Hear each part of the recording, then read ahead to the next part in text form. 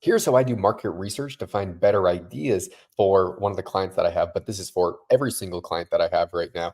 This we'll just use Kenny McElroy because he's really the only person that I talk about. So what I do is let's just say I'll go into a random YouTube homepage and then I'll just start scrolling down and I will use any niche, any idea. I'm just looking for outliers on other people's channels, finding why did this video perform so well and how can I use these concepts or this type of idea for Ken. So even just this pull-up one, dramatically improve your pull-up strength. How can you do something that is so unrelated to a business real estate type of niche? What I would say is dramatically improve your real estate business in X minutes, however long the video it is, or dramatically improve your rental property by doing this, dramatically improve your business by doing this.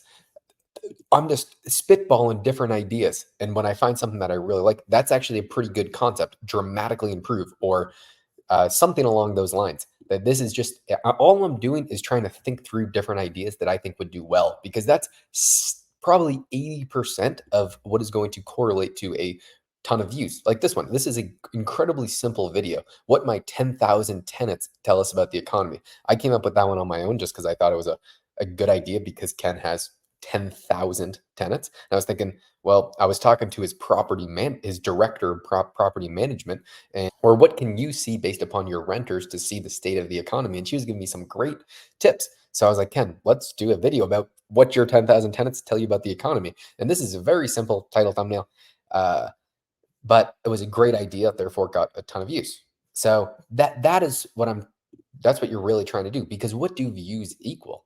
I always talk about how I am working with large businesses like Ken and turning views into paying customers. Well, out of those 550,000 views, whatever he got on that, what is it? Yeah, 580,000.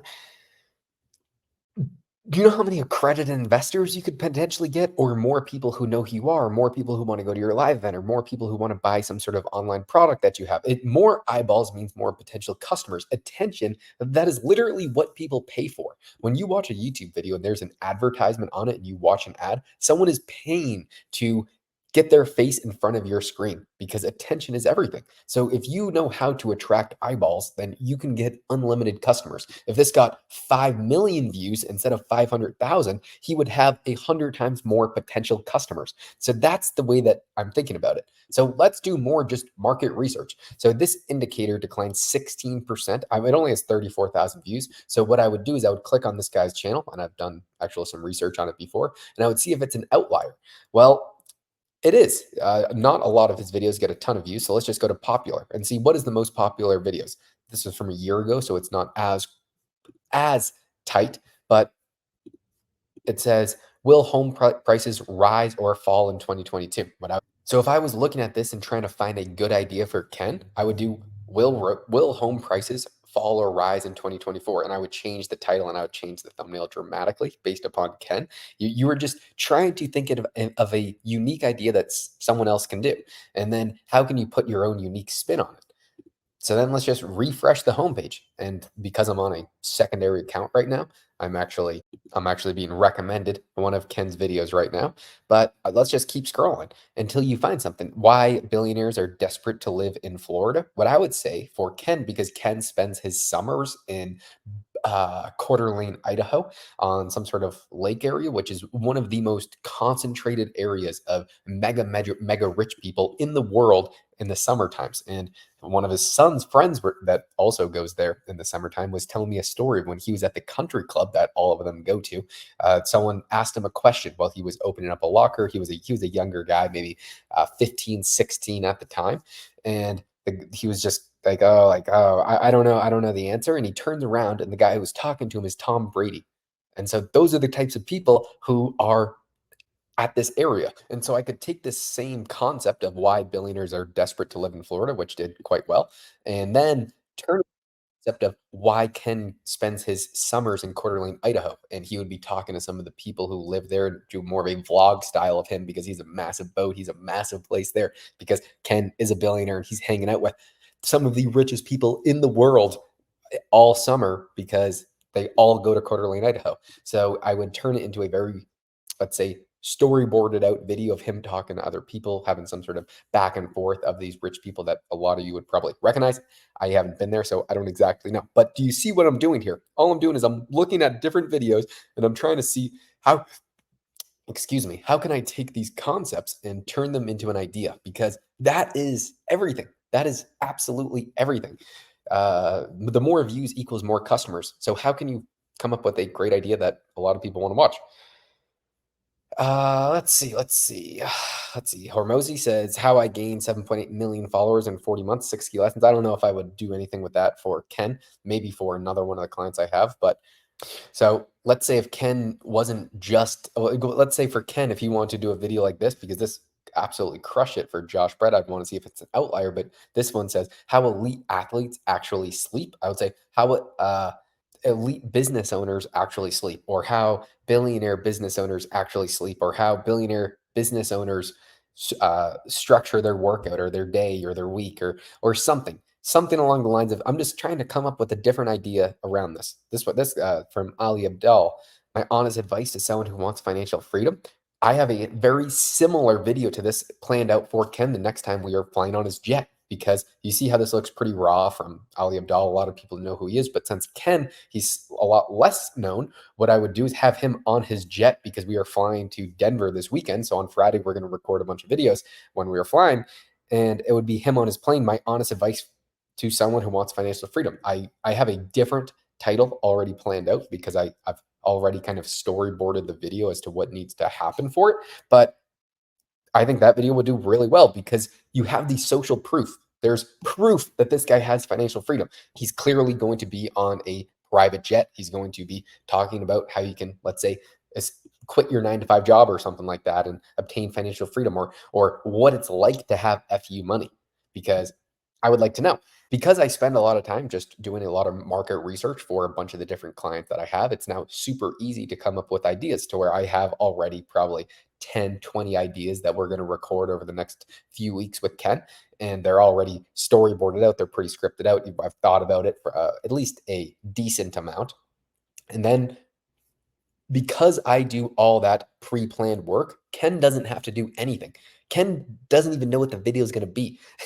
That's why it's so great that he wants to work with me, because he just gives me complete creative freedom, and I know what his most valuable asset is, and it's his time. And he already has everything in his head. So my job is to pull out the information from him, and I am basically his producer per se, because I'm with him right now, and I'll just ask him questions, and it'll be more of just a question back and forth than him answering, because he can actually answer these questions super, super good, because he has all the experience and he has the wisdom and he's done it. I'm really just trying to pull it out of him. Then you just edit around it and it's just him. But Ken only has to do 2 hours of recording and he can have exceptional results. That's why I can really hopefully get paid whatever I want, because I'm making his life easier and having him have much, much better results. And then what we are doing is I'm hopefully going to be starting an online business with him, which we have already planned out. I just need to work out the details.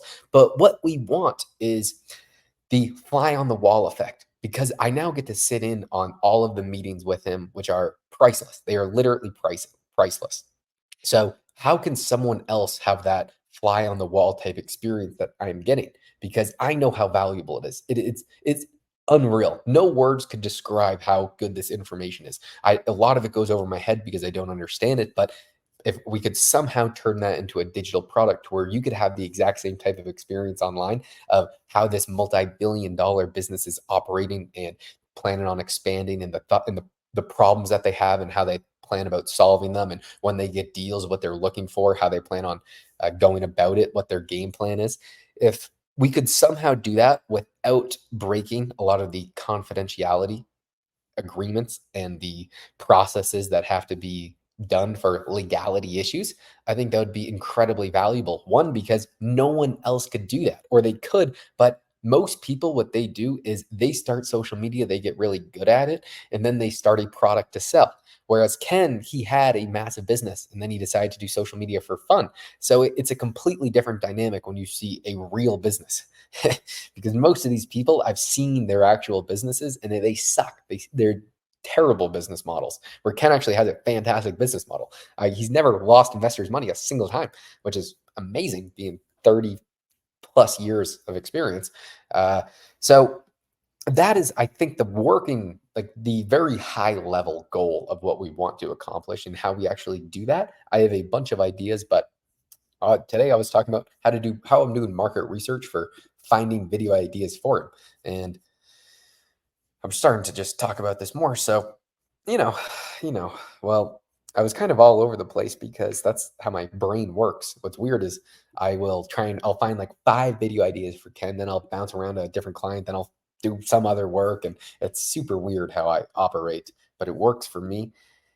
But I'm also not working as hard as I want to. I really need to get back on the horse and just work a lot harder and more efficiently and smarter, which is definitely what I'm going to do. I also just ate so much food. I just had like a disgustingly large Chipotle bowl because I became friends with the guy who is the guy who does the meat. And I was just like, just give me as much meat as you possibly are allowed to.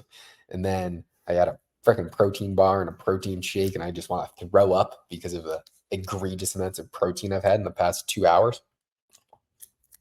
Which again, you know, you got to do what you got to do for the slight gains that I'm not getting because I still have a sprained ankle. Anywho, this is an unwatchable video. I know when I go into record if I can structure sentences properly and I can think and communicate effectively. And I know that I have not been communicating effectively at all here. I've been stuttering. I haven't been able to process the information in my brain because I'm an idiot. I'm an idiot.